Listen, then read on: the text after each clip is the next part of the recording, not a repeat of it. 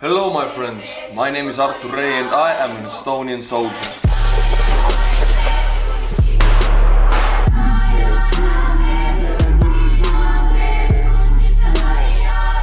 Last three videos we have watched have been about American super aircrafts, the AC-130, the A-10 Warthog and the Apache helicopter. You guys loved it, but now we will take a sudden turn and go back to the ground. Estonia doesn't have tanks. No, we don't have tanks. We need them desperately. We do, because we are next to one of the biggest country in the world who is very aggressive. But we don't have tanks. So USA has tanks, right? The M1 Abrams. That's what we're gonna watch a video about today. This is supposed to be the world's biggest, scariest, strongest, heaviest tank. A super tank, right? No rivals at all. Is it true? I don't know, because I'm an infantryman. I mean, the only vehicle I was in during my whole time was a truck. Yes, I'm not kidding you. We got transported in a truck to a battle zone and out of the battle zone in a truck. Yeah, that's all I know. This tank stuff, all new to me. I don't think we even have a hope of purchasing them because they're so expensive. What is the M1 Abrams tank? Why is it so feared amongst the US enemies? And is it the best tank in the world? Before we start, there are three patrons I want to thank. Patrons are the people who support this channel. They are the people who keep this channel going, keep it up. So, true heroes for me. We have Melanie B. Thank you, Melanie. I have seen your name before. You have become a patron before, actually. This is the second time. Thank you. We have Mr. Alan Scott. Thank you for becoming a patron. Then we have one certain Joel Monka. You could say Joel in English, but in Estonia Joel is a name also. You also purchased a cup, you bought a point to your state, so very nice dude, thank you, you support the channel. Be like Joel, go and get the cup, become a Patreon. But now, let's dive into the tank. Today, we'll show you why Russia and China fear America's M1 Abrams tank. Back in the 1990s, I recall reading Tom Clancy's loving paean to the M1 Abrams armored cab, in which he related that the unkillable tank had never been knocked out by hostile fire. Unkillable tank and never been knocked out by hostile fire. It's a bit hard to believe. I mean, Russia and China still do have very good tanks. I mean, of course, they're inferior to the M1 Abrams, but I would imagine armies can knock it out. It never been knocked out. Whoa. Is it true? The Abrams 120mm cannon effortlessly peeled the turrets off of T-72 tanks during the Gulf War, while Russian anti-tank missiles and 125mm shells couldn't pierce the American tank's Chobham armor. In fact, the Abrams' own gun reportedly struggled to penetrate the Abrams' depleted uranium armor. Its own gun cannot penetrate it. What are you gonna do with the Russian technology? I mean, you have nothing to do if American weapons cannot penetrate it. It has a 120mm gun on it, and this is a huge damn barrel. How do I know it? Because in Estonian army we have 120 mortars and I was the dude to make introduction video to them, to the soldiers. Here's a shot of the video. Ja punkreid. Professionaalne meeskond laseb 8 lasku minutis. This is how big they are, and they are moving around on a very rapid pace and killing everything that moves. This tank is deadly. Since then, the Abrams has been involved in a lot more war, and it has had to forsake its invincible reputation. During the U.S. invasion and occupation of Iraq, several were knocked out by massive IEDs or RPGs and the vulnerable rear armor, others by advanced Russian-made anti-tank missiles such as the AT-14 Cornet, and the ongoing conflicts in IEDs and the new Russian anti-tank missile weaponry can knock them out. But they said RPGs also can do it, but from the rear, not from the front, because that's the thickest armor. I've heard about it, then correct me if I'm wrong. Don't the Abrams have active protection systems, meaning that if a missile is inbound, I don't exactly know how it works, but it's supposed to shoot something out to destroy the missile in mid-air. Is it true? Because it sounds a bit sci-fi or future tech. Yemen and Iraq, dozens of Saudi and Iraqi Abrams have been taken out by such missiles. The Abrams also hasn't encountered modern tanks. In fact, the Abrams is hardly unrivaled in its very heavy weight class. Other vehicles such as the German Leopard 2, the British Challenger 2, The French Leclerc and Israeli Merkava 4 possess similar firepower and protection levels, though of course each type has its advantages and disadvantages. However, none of them were likely to ever be shooting at an Abrams. But I see these tanks right now rolling on asphalt or on concrete. They weigh a lot, don't they? Aren't they gonna damage it? Like, I know in Estonia, if we have American tanks rolling by, luckily we have American tanks in Estonia, otherwise we would be screwed anyway. They're rolling by and they sometimes are on concrete or asphalt and they leave very strong marks there and they almost break the asphalt. What's the deal with that? Like, you're not supposed to ride a tank on a car road because you will destroy the road, right? Or is it different? Is the Abrams like lighter or other tanks? Because I remember in our military exercises, they actually, we had a very soft winter this winter, and it means we didn't have much ice on the road. They had to cancel some exercises that involved tanks because in the previous years ice protected the road and tanks could ride on ice. But now there's no ice and the asphalt is fragile for tanks. You know, tanks could just destroy it, so they had to cancel the exercise. So it wasn't a problem. For decades, the most threatening potential opponent was the Russian T-90 tank, a vehicle which has a fighting chance against the Abrams but is hardly a peer. Wait, that's the new Russia's Russian... new T-14 Armata tank finally does present a peer challenge to the Abrams, while the Abrams still appears to have a slight edge in conventional armor. Wait, I have heard about this Russian tank, the Armata 2, or yes, it's the most evolved tank in the world right now. It's supposed to be more involved and newer than the Abrams. Yeah, and everybody says, oh, this is the strongest tank in the world, you don't want to mess with it. But if I looked into it, you know what's the weirdest thing is that US produces its Abrams thousands, by the thousands, but Russia, lacking resources and the info-technological capability, they only produce a couple of hundred of these Armata tanks because they're so expensive. Russia doesn't really have that many resources to make a weaponry like that. Yes, the tank might be stronger and better, but it's in much fewer numbers. So in the end, the winner would still be Abrams, right? That's my analogy, and there might be any mistakes in it. I'm not. Yeah, you can always correct me in the comments. Most of you who watch are in the US Army, US Marines, Air Force or Navy. How do I know this? Because of YouTube statistics and your comments. And a lot of you get the cup. So it turns out that this cup actually is something that unites, you know, us, NATO allies, Estonia and US military personnel. The shared experience in the military. You know, this cup unites us. I'm glad you get it. Keep getting it and I'll put the points on the board. Let's go into the competition. The Estonian Youtuber Cup competition. This cup is the uniting factor of all of us. And I mean, this side of the NATO, Estonian military, and that side of the NATO, you guys, this unites. Go and get it. But now we'll put the points on the wall. We have Eric Gresham. Eric could be a name in Estonia. I know a few dudes called Eric, so nice. Eric, you are from Lancaster, South Carolina. South Carolina has 21, so we're really catching up to everybody else. We have one Andrew Cox. Andrew, you are not from USA, no. You're from Calgary, which is in Alberta, which is in Canada. Canada is, of course, winning the countries list already, and it gets one more thanks to you. We have Belinda Ostrich. Ostrich, that's a bird. And Belinda, you're a woman. Nice. Not many women that get the cup, so way to go. But you're not from USA. Where are you from? Yes, China. You are actually from Australia. The city is called New South Wales, or is that the area? I'm not quite sure. But New South Wales, not in Wales, but in Australia. Since we don't have Australia, I'm gonna add it with a blue marker.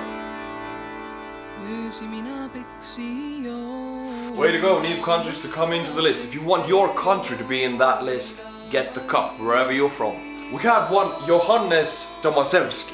Johannes, that's a Jewish name, and Tomaszewski, that's a Polish name, and you are from Russia. Nah, I'm just kidding. No, of course you're from USA. That's how it is. You are from South Salt Lake, Utah. Whoa, hold your horses. It's not just Utah, it's not just one cup. No, Johannes here is not a basic person. He got 2 cups, so 2 points go to Utah. 5 already for Utah. Way to go, Johannes. We have Jacob Munn. Hey, man. You Jacob, man? Man, you good? Yeah. You are from Pittsburgh, Pennsylvania. Pittsburgh is another one of those cities that also exists in Europe. I figure your forefathers, when they came to the new land, the new country, and the new continent, they wanted something familiar where they came from, and they named cities in America like Pittsburgh, St. Petersburg, Livonia. We have more cities that are named after places in Europe, or maybe it's just a coincidence. But Jacob, your point goes to Pennsylvania. We have Nicholas Hobbs. Nicholas, your city is called Peterborough, not St. Petersburg. Ontario, which is in Canada, of course, you all guys know it's in Canada, Ontario. Canada has second point in this video. Canada, you're rising fast. Last but not least, we have Tyler Kalmick. You gringo, amen, ese, you from San Antonio, Texas. With that, Texas has 35, as much as North Dakota, who also has 35. They are tying right now. In the next video we'll find out who will take the leading position. My friends, appreciate you getting the cup. Fill it with green tea every time you watch my videos. Keep doing what you do best and I'll do my part. Back to the video. The Armada compensates with a combination of explosive reactive armor and a sophisticated radar-guided activation protection system, APS, intended to shoot down incoming projectiles. Oh. The T-14's new 2A82 125mm also has improved armor penetration, meaning the Abrams frontal armor may be vulnerable at shorter combat ranges, possibly 1,500 meters and less. 1,500 meters is short? Wow! Wait a minute. If you have any experience of tank battles, how much is the usual distance in tank battles? 1,500 meters is short. So how far did they shoot? Like 2-3 kilometers? Estonian anti-tank missiles and anti-tank infantry weapons cannot shoot that far, so if a tank is inbound we have to get close to it. But Russian tanks have heat vision sensors, so you can't get close to it, they will see you always first, so there's not much we can do about them. This is why we need your help, guys. This is why, because the distance is too great for infantry to do anything about it, and I'm an infantryman, so I would be the guy to go first. While it's still debatable which is the superior tank, they clearly both are capable of destroying each other. The point is that the Abrams can no longer assume the inferiority of opposing tanks. Oh, okay. So it is a rival Set to it, of V3 course. Abrams.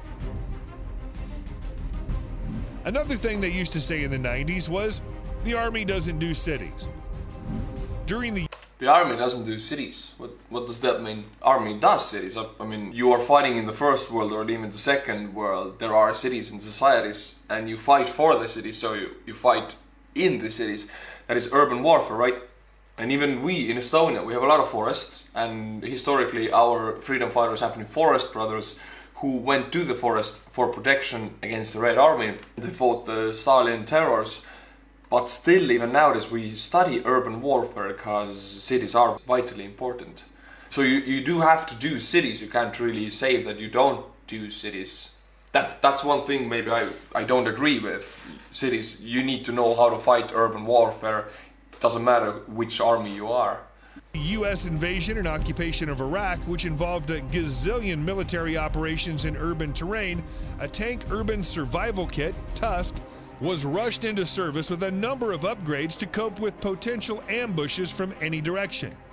Many of those upgrades have been standardized in later Abrams, including improved belly armor, a crew remotely operated weapon station, CROWS, basically a remote-controlled 50 caliber machine gun so that the crew isn't exposed when firing. 50 caliber remote-controlled machine gun. Whoa! Yeah, I've seen I've seen Black Hawk Down, and you know, you guys suggested it to me after the Apache episode. I've seen it. I love the movie, but there was a few clips when a man went up to the cockpit to shoot, and he was immediately shot down and fell back inside of the machine because he was vulnerable up there. But this is remote-controlled, so you don't have to go up, right?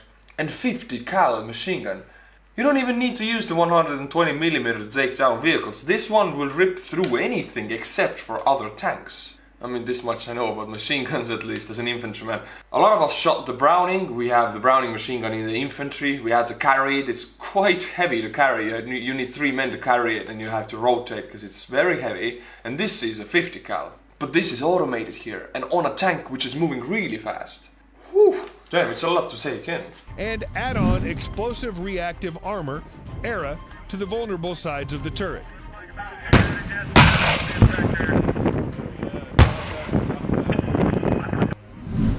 The U.S. Army had long eschewed ERA as it can wound nearby friendly infantry and can get used up. However, it served as a relatively lightweight and inexpensive means of defending the Abrams' vulnerable side armor from concealed enemy rocket-propelled grenade teams. The latest Abrams variant is an upgrade package, the M1A2 SEP V3.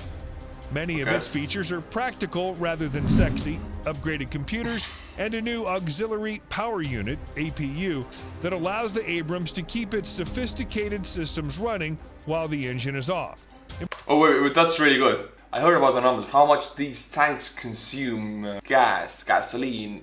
The numbers are insane. They take so much gasoline. You wouldn't imagine, you cannot compare it to any muscle car, any motor in the street at all, because these tanks will consume 5 times of that. So to be able to switch the motors off and still keep the systems running, that's a really good upgrade. Even if I don't know much about tanks, it seems very reasonable. But they're doing it so, I thought they would have already done it before. Improving the fuel efficiency of the Abrams' notoriously thirsty turbine engines. Maintainability is improved with modular replaceable cabling. There are some lethality upgrades, notably a data link to connect with new advanced multi-purpose programmable airburst shells. These will allow the Abrams' main gun to shoot high explosive shells that detonate directly above enemy troops in cover, an ability hoped to counter to enemy... Wait. They detonate directly above enemy troops in cover. I've heard about this before. How is this possible? I've heard about it in mortars, even in Estonian army, 120 for example. They have a mortars like that, they shoot them up, right? And they fall down, and before they hit the ground, 2 meters off the ground, they will explode. But how do the mortars, which are not intelligent, they're just filled with explosives, how do they know to explode just 2 meters off the ground? It always mind boggled me how because it doesn't have a chip in it, it's not programmed, it's just a bunch of explosives in a mortar shell. How does it know to explode exactly then? And how does these tank shells know that, okay, now we explode, we're right on top of the enemy, not hitting anything, just mid-air? I would imagine maybe they set something in the shell to make it explode, for example, on 700 meters. But if the enemy is at 800 meters, then it won't explode. It will still explode at 700 meters, right? It doesn't know where the enemy is. It just takes in your meters that you put in and explodes then, right? It's not an intelligent shell, if you can say so. This might sound crude to you, but actually for me it's basic education. I haven't gotten it. No tank education for me. So I'm learning about tanks here. Thing I should have learned in the army maybe, but as an infantryman with no tanks in our battalion, there was no education about this, so forgive me. Enemy anti-tank missile teams. Other detonation modes, including one optimized for penetrating walls, are also available. An improved forward-looking infrared sensor, FLIR, will upgrade the Abrams' detection capabilities and main gun accuracy. A revised lower-profile remote-controlled machine gun also sports improved cameras. Finally, and possibly most importantly, the M1's depleted uranium armor package has been improved. Depleted uranium armor. Depleted uranium. I recently watched Chernobyl, the show, right? And it's really scary to watch how it really was. So this uranium stuff a bit scares me. Isn't that supposed to be radioactive? Or what's the story behind it? Why do the tanks have depleted uranium protection armor? What's the story? Does the US have so many power plants that the nuclear waste is so plentiful they can use it as an armor because it's very durable? Or how does uranium end up on a tank? If you know anything about that, I'd love to know. And by the way, I do read all of the comments. Very few of them I can't read, but I'll put a lot of time into reading comments. I don't answer most of them because it takes more time to answer than read, but I do read them. So every information from your part is well appreciated. The Defense Department sure ain't telling. ERA, however, does not appear to be in the default package. A jammer for disabling wireless IEDs has also been installed. Critical add-ons, new ammunition, and active protection. Active protection, yeah. A number of the most important upgrades to the Abrams capability may come independently from the SEP V3 upgrade package. The first already began entering service in 2015, the M829A4 armor-piercing fin-stabilized discarding shell, the latest ammunition type for the Abrams 120mm M256 cannon. The M829A4 has a segmented depleted uranium penetrator and has been specially designed to defeat the relic explosive reactive armor on the latest Russian tanks, including the T-14 Armata. Oh, whoa, okay. Depleted uranium penetrator that is specially designed to defeat the new Armata tank in Russia. Imagine you're watching this in Russia, you're thinking, oh, we have the newest, the most badass tank in the world, and suddenly, boom, the Americans just developed the new ammunition, the new shell to just take down your tank with the old Abrams. I wouldn't feel so confident after that. I'm glad to know that, if the Russians evolve their technology, the US just makes new ammunition to take it down anyway. It actually makes me feel a bit safer. Good, good. Carry on what you're doing. Future improvements to the Abrams firepower are likely to come by improving the capabilities of munitions, as they're easier to upgrade and replace than the main guns. Another innovation, active protection systems, APS, have the potential to revolutionize tank defenses. The best combine soft kill measures that obscure the tank and mislead guided missiles, as well as hard kill measures that literally shoot down incoming projectiles. Right, that's what I was talking about, the active protection, right? Missile comes in and it somehow shoots it down automatically. You don't even have to do anything about it. You're inside the tank, minding your own business, shooting some enemy tankies, right? And a missile comes in and boom, it explodes before the tank because your active protection systems have shot it down. This is how sci-fi it is. For me, absolutely mind-blowing. I mean, for you guys, you might be used to it, but for us, a truck battalion, this is future. These are generally most effective against missiles, though theoretically may be effective against tank shells. The M829A4 shell is supposedly designed to overcome them. The Israeli Trophy APS has a proven record shooting down deadly anti-tank missiles in recent conflicts. Oh, the United States military has attempted to develop its own indigenous system, but recently the Army and Marines began testing Trophy on M1A2 tanks. Trophy can basically be purchased off the shelf and installed relatively quickly. So if the Defense Department decides that Abrams needs the capability, it could pursue the upgrade relatively quickly.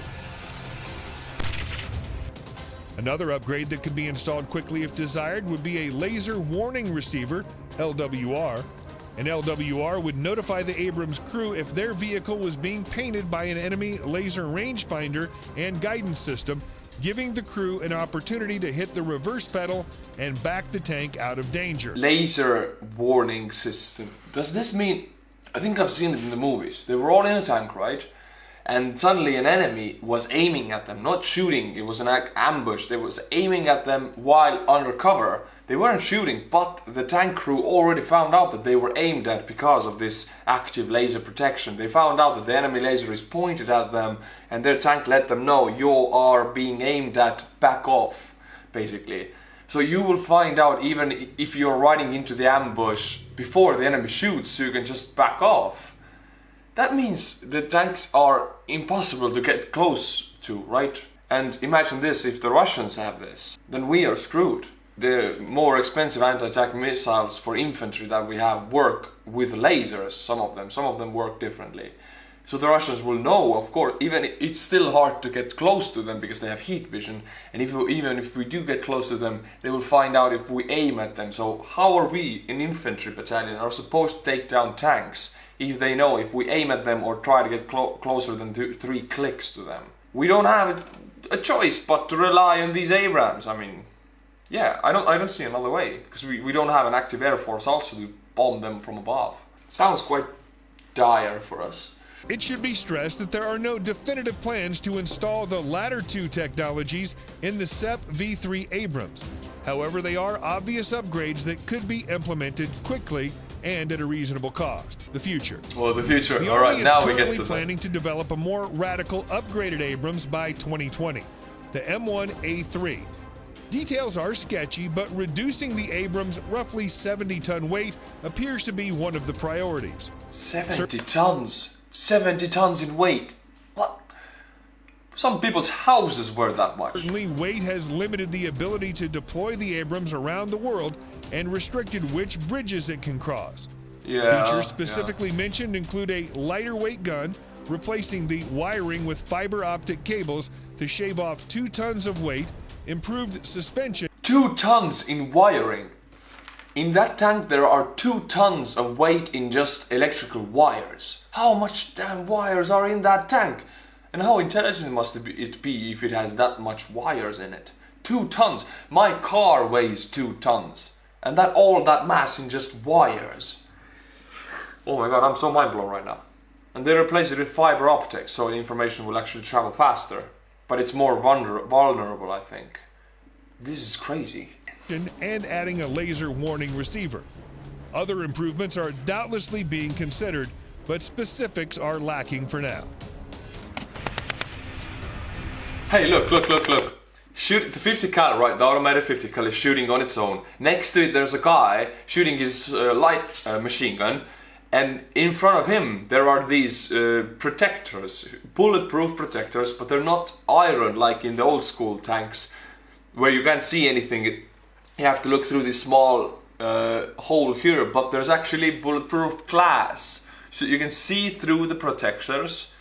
And they're bulletproof. I know it's a small thing, it's not a big thing to talk about, but still it's so cool because most of the protectors in the world, if they protect you as a machine gunner, they're made of iron, right? Or steel, but these are glass. Love it, I'm loving this. We have one more video, it's about a real life battle.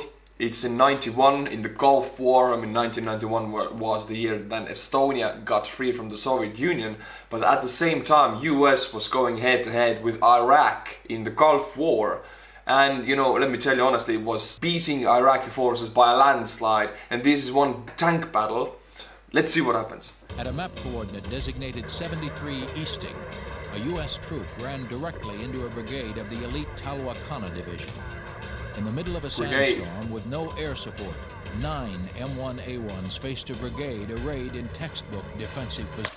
9 M1 Abrams against the brigade. Brigade is a big number of men, big number of military personnel against 9 tanks. You know, but by the rules, by how I know battles work, these tanks should be dead by now. Brigade takes about 25 to 30 tanks to force on a brigade and win. And even then it's sketchy a bit, because brigade is a lot of men. And if, you know, even half of them have anti-tank weaponry, then you're screwed. By any reasonable calculation, the Americans didn't stand a chance.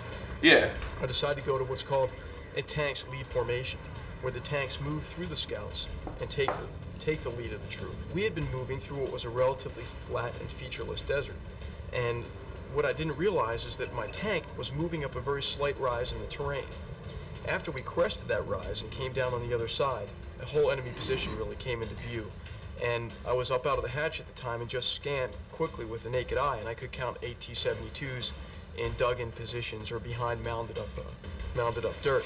Simultaneously with that, my gunner, who was moving the turret back and forth to detect. Wait, so this was 8 T-72s, right?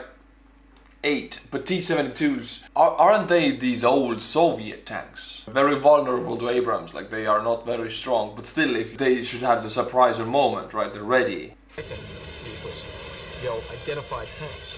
So I began to yell fire, fire, Sabo, fire, fire, Sabo, with Sergeant Crow screaming on the way. The gun erupted. Okay.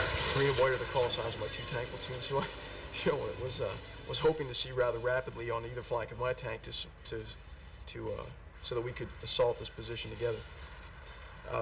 It took them just a few seconds to get up abreast of my tank, about 10 seconds actually. In that 10-second span, we were able to get off 2 additional rounds to the first round that we fired. And our lower... 3 rounds in 10 seconds. That's incredibly fast for 120 millimeter.